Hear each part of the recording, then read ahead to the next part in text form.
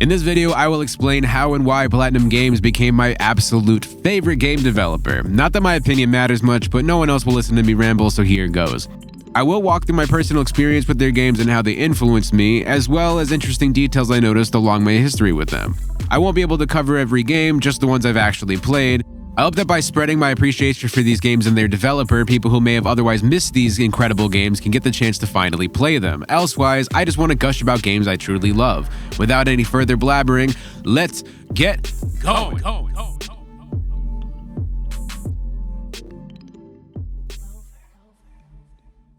Before officially becoming Platinum Games, Atsushi Inaba and team made video games under Capcom as a little bitty of a company called Clover Studios.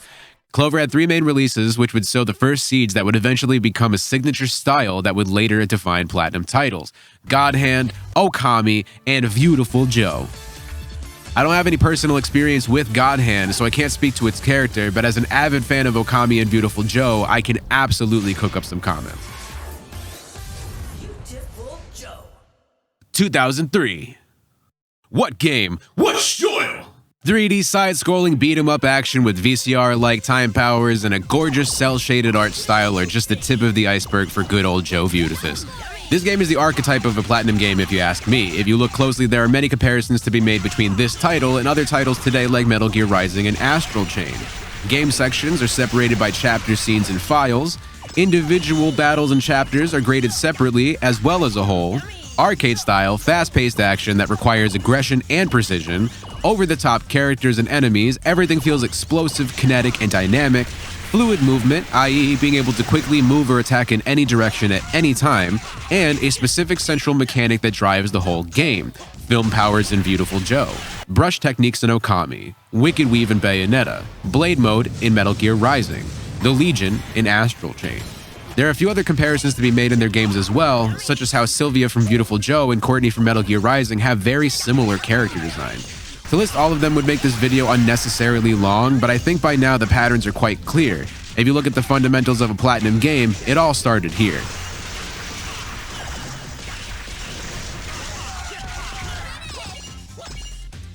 Even today, I find this game quite compelling, and I must admit I've been quite frustrated at the lack of an HD remake. This is the type of game that would fucking slap on a Nintendo Switch. But unfortunately, the only real way to play these days is on classic hardware or to emulate it. Either way, it's quite the experience. Such an experience that it actually got its own anime from 2004 to 2005. The anime appeared on Jetix and Kids WB respectively. I don't exactly remember the show, but I would definitely be interested in a rewatch. Joe's powers include speeding up, slowing down, and zooming into the film he currently resides in. His powers are given to him by now homie, but not so much later homie, Captain Blue. This is quite interesting, especially at the time because time manipulation hadn't really been approached this way before. At first it's kind of weird, but soon enough it becomes intuitive and fun. One thing that really draws me in is the enemy design. Even the basic grunt enemies have this Power Rangers putty vibe. As a big fan of robots, the enemies really appeal to me, especially the way they start to break apart layer by layer. This makes the combat supremely satisfying. This is where you can see Devil May Cry's influence on Inaba. You can attack in any direction at any time, and you build up a style combo meter. You run through levels, give enemies the beats, rinse and repeats. In 2004, a sequel was released called Beautiful Joe 2, which featured Sexy Sylvia. Joe's partner now also superpowered. I never really got the chance to play this title, but I do remember the advertisements being flashy as hell. Embarrassingly enough, I have to admit that as an adult, I just can't beat this game. As a kid, I was able to get about halfway through, but as you can see, I'm just not very good at it. Beautiful Joe would solidify core mechanics that Platinum has now cemented as its own identity, being the first of many games to wow its fanbase with a flashy art style and unique mechanics. Next, I'd like to discuss a game that would shake up what many a PS2 owner would chalk up to be the most dazzling and magical game on the platform.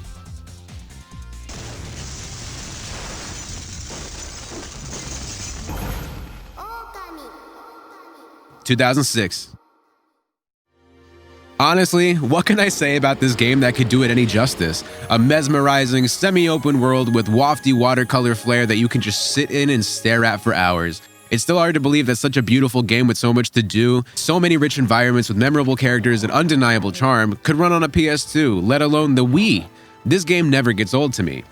Yes, the Sims speak nonsense voices do become grating on long playthroughs, especially on older platforms with unskippable cutscenes. On current gen, however, all cutscenes and dialogue are skippable, which brings a much-needed replay value to this 16-year-old classic.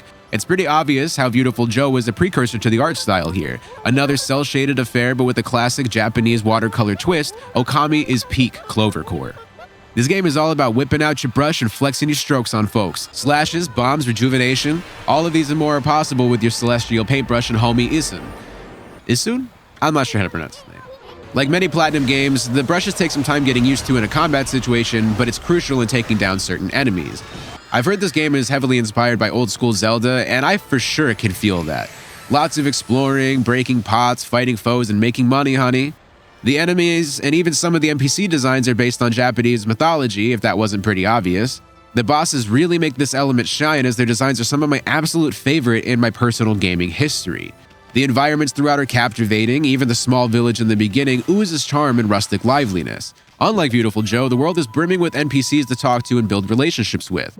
In many games, you speak to a character once and that's it, their place and presence ends right there, leaving them as nothing more than placeholders. In Okami, you can speak to people multiple times to get more info. This makes the world feel alive, especially when you have multiple encounters with them throughout different areas. It also helps you build an emotional connection to the world, each area and NPC giving context to the next. This is actually pretty unique to this game in Platinum's history outside of Nier Automata, at least to my knowledge. Unlike Nier though, there is a distinct lack of dread in this game. There's some tension, some curse zones and whatnot, but hope and beauty really shine on thematically throughout the whole game. Like no joke, you can even piss and shit on enemies, so you know this game is more of a romp than a nail-biter. All in all, Okami has a vibe and charm that hasn't been matched by anything since, at least not in my mind anyways. Bayonetta. 2009. This is a game I only recently picked up and started playing, so I haven't gotten very far into it or finished it, but I have put in a little over 2 hours, which has let me get used to the controls a bit and make some observations into my experience thus far. It is also Platinum's debut release, so you know they had to go hard. So pretty obvious, for those who don't know, you play as a witch named Bayonetta. She bad, leather-clad, and all types of rad. Essentially, she is a dominatrix with powers from hell that range to be all sorts of useful. First up is the Wicked Weave, the witch's first line of big boot defense. It's pretty much her hair, but flowing with demonic energy, covering her in a femdom suit. During combat, it can be used to whoop on angels, opening up portals with which giant fists and feet come flying out to deliver punishment. I really want to highlight the enemy design in this game as well. I really fuck with the mutated angel look. As someone who played DMC4 on PS3, I know some janky dumb angels when I see them, and this isn't it. They shiny, they golden, and best of all, they big mad. They even have these creepy ass masquerade masks, and they drop halos upon death like it's a Sonic game or some shit, which makes sense seeing as how this is Platinum working with Sega. All in all, it's pretty bonkers, and I absolutely love it. The experience reminds me of the first time I played DMC3 in a way, climbing up the rings and spheres of heaven to smash through more and more angels.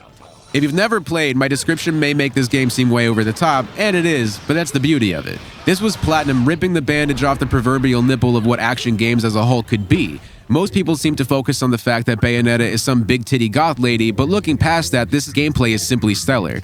Fast, fluid, triumphant fist and firefights with loads of elegance shine here.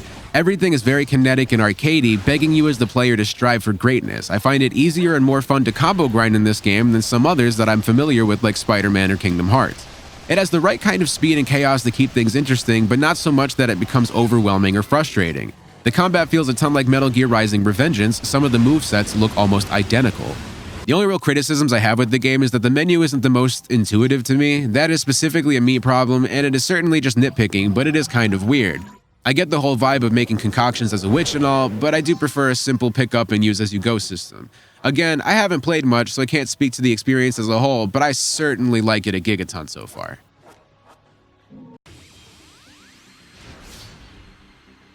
(2010)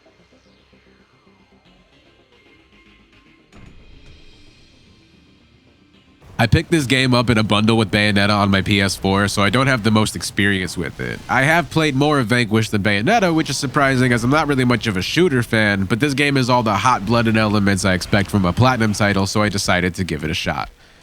Over-the-top characters and action drive this fast-paced, futuristic tale of rebellion wrapped within a brilliantly made cover shooter.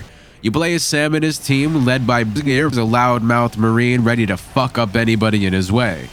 This game is entirely military brocore at its finest. Sam's suit, brought to us by DARPA, is a super soldier cyber suit used by Sam to aid in his combat against mechanized enemy forces. To be honest, I'm not exactly sure why they're fighting robots. I got a little too caught up in the game and skipped a few cutscenes on accident, so there's a large chunk of info I'm missing. The suit provides your usual benefits like protection and assistance with melee or shooting, but the real fun part for me here are the rocket knees. Few things in this game feel as liberating as the rocket knees, letting you skirt on enemies at a moment's notice. They even added a little bit of that Bayonetta witch time in there for good measure. Combine these with your classic unrelenting platinum difficulty and you have a surprisingly delightful cover shooter. This reminded me of the good old days of going over to a friend's house and playing Gears of War, but this is much more fast-paced and campy. The arsenal is pretty interesting all in all, offering a good blend between classic weapons and sci-fi gizmos. I like these weapons in concept, but in practice, I didn't always find them to be the most useful. That is, until I learned how to cheese the fuck out of them. The LFE in particular is a hilarious weapon to use on enemies because it essentially shoots bullies that will shove them to the ground and steal their lunch money. I love to use these on the gargantuan-sized enemies because it tosses them around like paper.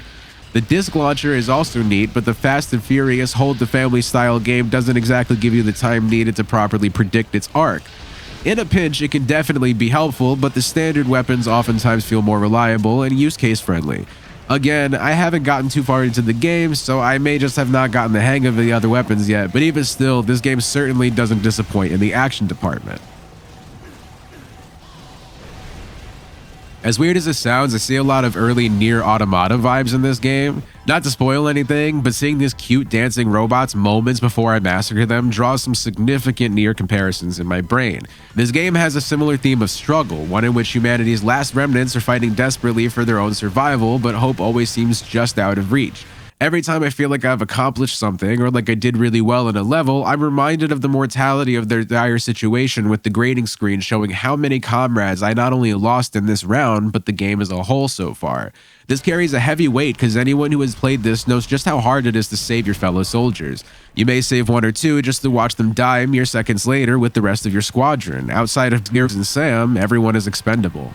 I don't want to go too much further because, again, I haven't played much, but if you want a wildly fierce and over-the-top cover shooter, Vanquish is for you.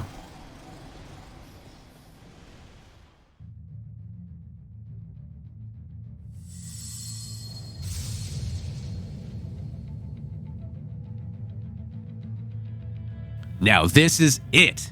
The spice. I've been very excited to talk about this title. Not just because I think it's an amazing game, but because it's an amazing game I fucking hated a decade ago.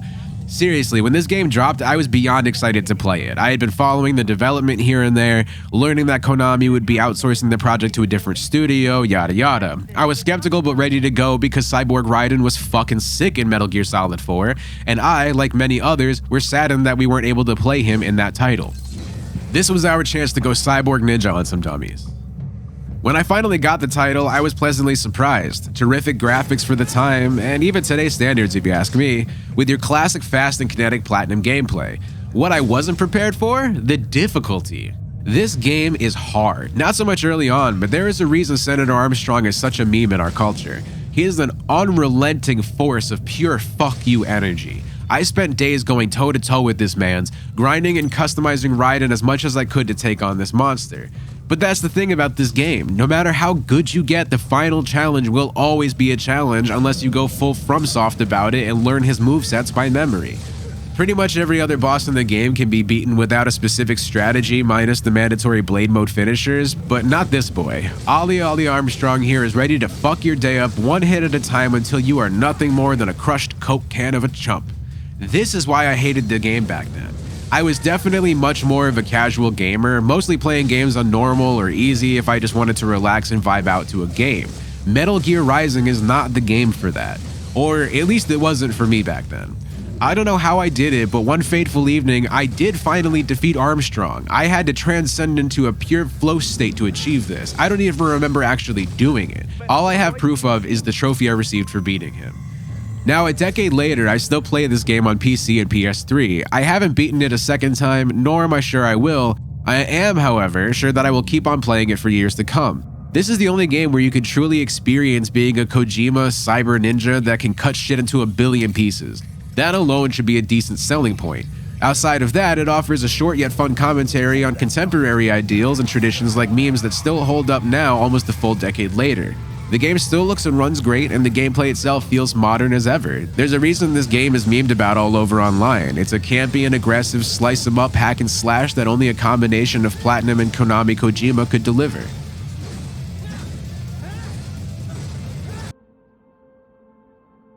(2019) Astral Chain is the most recent Platinum title I've been playing, and wowee, this is a doozy of a game. You play as one of two twins and control a legion, some Evangelion-esque creatures from the astral plane, to complete police work and fight the baddies called Chimera. The Chimera look absolutely amazing in this game. Platinum tends to follow similar trends and styles as some of their enemy designs, which still holds true here, but the Chimera and the Legion look intense and refreshing. Enemies range in size and style, each one having a dope name and splash screen to accompany its entrance. As a whole, this is my favorite enemy design in any of their titles, just barely passing over Bayonetta. On the topic of looks, the customization is superb in this game. You can change almost anything on your character outside of their face, so fashion and colors and tones are fair game. The more files you complete, the more customizations you can unlock. I personally like this decision because it keeps your character design choices simple, yet still easily customizable. Color and ability customization extends to your Legion as well, so you can match it and be all cute and shit. Astral Chain reminds me of Control by Remedy, the devs who made Alan Wake. The Astral Plane looks mighty similar, and the X-Baton is quite similar to the service weapon. Both can change into various weapon types, but in different categories. In Control, the service weapon only changes into guns and ranged weapons. In Astral Chain, the X-Baton can turn into a small baton, a glaive-like weapon, and a blaster to start blasting. Control is one of my top 10 favorite games, but it is missing a key element that I love in games: solid melee combat. Astral Chain delivers this fix and more. Melee combat feels aggressive and rewarding, but unlike Metal Gear Rising, Astral Chain asks for a smidge more patience from the player. Controlling two characters seems like a big ask, but Astral Chain makes it feel buttery smooth and natural. In a very they said the title in the movie type of way, you use the chain on your Legion to lasso baddies and yoke folks getting out of line. Each Legion can be equipped with special abilities during combat to assist you or buff them up, such as the Sword Legion's spinning blades. I actually found controlling the Legion to be pretty easy and intuitive, at least easier than getting the hang of the usual Platinum game for me. This game feels like the ultimate culmination of Platinum's games, each Legion acting as an homage to titles past. The Sword Legion has a Metal Gear Rising style blade mode, the Arrow Legion is a third-person shooter homage to Vanquish, and the Beast Legion digs like Amaterasu in Okami.